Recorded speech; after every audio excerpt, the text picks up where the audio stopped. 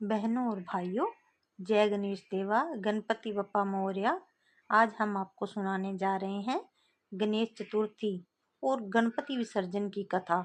यह केवल एक त्योहार नहीं बल्कि इसमें छुपा है गहरा आध्यात्मिक और सांस्कृतिक संदेश। एक बार माता पार्वती ने स्नान करने से पहले अपने शरीर से निकले उबटन से एक बालक की मूर्ति बनाई।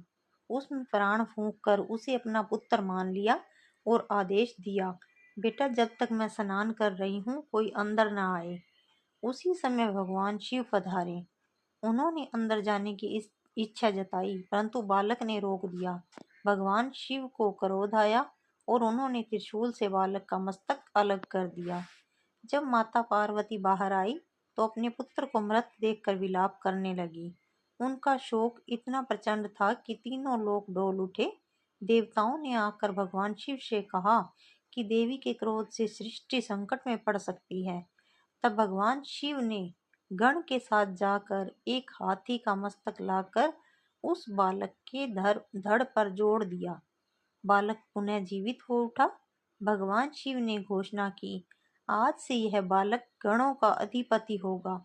इसका नाम होगा गणेश और इसकी पूजा सबसे पहले होगी। भाद्रपद मास के शुक्ल पक्ष की चतुर्थी को गणेश जी का जन्म हुआ था, इसलिए इस दिन गणेश चतुर्थी का पर्व मनाया जाता है। महाराष्ट्र, गुजरात और भारत के अन्य हिस्सों में यह उत्सव 10 दिनों तक धूमधाम से मनाया जाता है।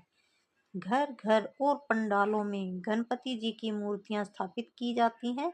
भजन, कीर्तन, कथा, आरती और प्रसाद से वातावरण पवित्र हो जाता है। प्राचीन समय में लोग मिट्टी की छोटी छोटी गणेश प्रतिमाएं बनाते थे। 10 दिन तक पूजा करके जब उन्हें जल में विसर्जित किया जाता था तो वह मिट्टी पानी में मिलकर फिर से धरती को उपजाऊ बना देती थी। इससे संदेश मिलता है कि भगवान केवल मूर्ति तक सीमित नहीं है, वे सर्वत्र हैं। मूर्ति केवल साधन है, साध्य नहीं। कहा जाता है कि गणेश जी कैलाश पर्वत पर रहते हैं। गणेश चतुर्थी पर भक्त उन्हें घर बुलाकर 10 दिन तक पूजा करते हैं। इसके बाद विसर्जन के माध्यम से उन्हें भावभीनी विदाई देते हैं ताकि वे अपने धाम लौट जाएं। एक अन्य मान्यता के अनुसार जब गणेश जी धरती पर आते हैं तो वे भक्तों के पाप, दुख और विघ्न अपने साथ समेट लेते हैं। विसर्जन के समय वे इन्हें जल में प्रवाहित कर देते हैं ताकि भक्त जन सुख, शांति और समृद्धि पा सकें। नश्वरता का प्रतीक जैसे गणपति की मिट्टी की प्रतिमा जल में मिल जाती है, वैसे ही मनुष्य का शरीर भी अंत में पंचतत्व में विलीन हो जाता है। भगवान को बुलाना और फिर विदा करना हमें सिखाता है कि जीवन में मोह नहीं बल्कि त्याग का महत्व है। मिट्टी की मूर्तियां जल में मिलकर धरती को उर्वर बनाती हैं, यह पर्यावरण को संतुलन देती हैं। एक पौराणिक कथा यह भी है कि गणेश चतुर्थी की रात चंद्रमा ने गणेश जी का उपहास किया। गणेश जी ने क्रोधित होकर चंद्रमा को शाप दिया, आज के दिन जो भी तेरा दर्शन करेगा वह कलंकित हो जाएगा। देवताओं के निवेदन पर शाप थोड़ा शिथिल हुआ।